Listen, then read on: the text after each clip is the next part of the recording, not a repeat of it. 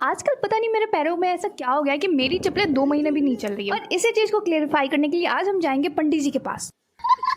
तो उससे पहले हम लोग हेल्दी सब ब्रेकफास्ट कर लेते हैं, जो कि हमारे यहाँ होता नहीं है। और यहाँ पे अंकल जी दे रहे थे हमें हिस्से लगाकर ड्राई फ्रूट, क्योंकि खाने में कोई भी कॉम्प्रोमाइज उन्हें पसंद नहीं है। बड़े हैं तो क्या हुआ। फिर शाम को ये लोग निकल गए मार्केट के लिए और मुझे क्लास से पिकअप कर लिया, वो भी अपने 11 नंबर की गाड़ी से। समझ रहे हो ना, पैदल। तो सबसे पहले गए हम लोग कपड़े की दुकान पे, और ये कपड़े की दुकान जो आपको दिख रही है वो बहुत साल पुरानी दोस्ती है पिताजी से। कितना भी ठग ले लेकिन वो इस दुकान को नहीं छोड़ते हैं। उसके बाद हम लोग गए चप्पलों की दुकान पे। यहाँ पे हमें भैया ने बहुत सारे चप्पल दिखाए और मुझे ये भी अच्छी लगी, लेकिन धूप में जाना है तो पूरा काला हो जाएगा पैर। और फिर मम्मी को सबसे ज़्यादा पसंद था तो वो वाला क्रॉक्स, जो कि मुझे भी अच्छा लगा, लेकिन भाई धूप में जाना है, सेम प्रॉब्लम, तो मैंने शूज लिया इस बार। और फिर हम लोग गए ग्रोसरी की दुकान पे, हमें सामानें लेनी थी। और फिर सावन भी आ गया है तो मम्मी को हरी हरी चूड़ियाँ लेनी थी और परचून की कुछ सामानें लेनी थी। और फिर दादी का डिमांड था कि भूजा लाना है, क्योंकि उनको अपने बेटे के लिए, मतलब मेरे चाचू को भेजना है जयपुर। की अंकल जी जाएंगे तो वो लेके जाएंगे। फिर हमने यहाँ से आधा केजी सारे चीज़ों में से लिया। और यहाँ पे इतनी सारी वैरायटीज थी चूड़ी भूजा की, जो आप सोच भी नहीं सकते थे उस चीज़ों की बनी थी यहाँ पे सारी चीज़ें। और फिर रात हो गया हमें घर जाते जाते, क्योंकि हमने काफ़ी चीज़ें ले ली थी, लेकिन सबसे ज़्यादा लिया है हमने भूजा। और फिर घर लौटते टाइम हम लोग चले गए शिव मंदिर, क्योंकि आज मम्मी मंदिर नहीं आ पाई थी दिया जलाने के लिए, तो हम लोग लौटते टाइम ऐसे ही दर्शन के लिए चले गए। और ये मुझे देख के इतनी ज़्यादा खुश होती है, एकदम दौड़ के आगे गले लग गई। मैं किसी के लिए इतनी अहम हो सकती हूँ ये मुझे